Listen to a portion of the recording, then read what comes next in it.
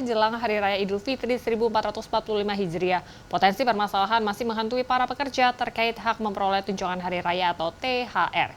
Untuk menanggulangi hal itu, masyarakat membutuhkan pendampingan secara hukum dari pihak yang berkompeten. Salah satunya melalui posko pengaduan tunjangan hari raya keagamaan. Lembaga Bantuan Hukum Surabaya membuka posko pengaduan tunjangan hari raya keagamaan tahun 2024 sejak Senin lalu. Posko ini bertujuan untuk memfasilitasi para buruh dan pekerja yang mengalami permasalahan terkait hak tunjangan hari raya atau THR.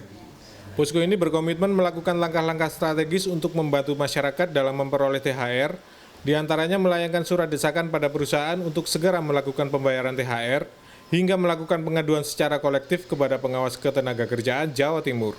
Bila tidak berhasil juga, LBH Surabaya memiliki langkah lebih lanjut untuk menyadarkan perusahaan yang nakal.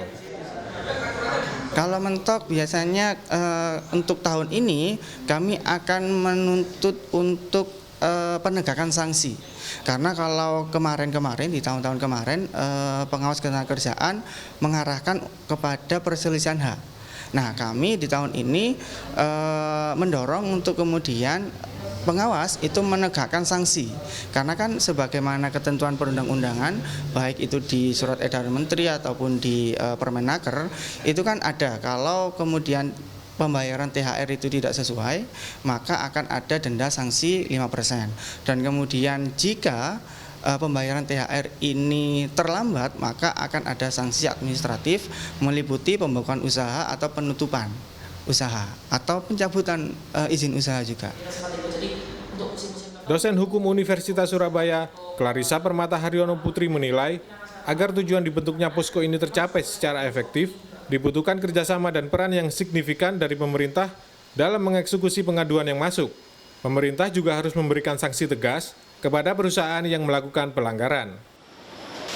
Untuk apakah sudah efektif atau tidak, itu lebih ke arah bagaimana juga nanti dari pengaduan itu ditindaklanjuti oleh pemerintah dengan penerapan sanksi, baik sanksi denda maupun bentuk sanksi administratif lainnya sudah diatur dalam pasal 79 PP yang ada dan juga dengan peraturan pemerintah yang berlaku. Pengaturan mengenai THR sebenarnya diatur dalam peraturan pemerintah nomor 36 tahun 2021 sebagaimana sudah diubah dengan peraturan pemerintah nomor 51 tahun 2023 yang dirincikan lebih lanjut dalam peraturan Menteri Ketenagakerjaan nomor 16 tahun 2016. Nah, nomor 6 tahun 2016 maksud saya. Nah, namun memang penegakannya saya rasa masih perlu ditingkatkan lebih lagi oleh pihak pemerintah.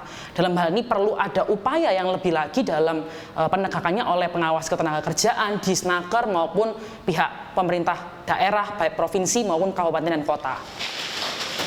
Lembaga Bantuan Hukum Surabaya membuka posko pengaduan tunjangan hari raya keagamaan tahun 2024 hingga 5 hari sebelum Idul Fitri 1445 Hijriah. Selain datang langsung ke kantor LBH Surabaya, masyarakat Jawa Timur juga dapat mengakses laman Facebook Posko THR Buruh Jatim. Selain itu, Kementerian Ketenagakerjaan Republik Indonesia juga membuka posko pengaduan secara daring melalui laman poskothr.kemenaker.go.id. Aga Dipa, Surabaya, Jawa Timur.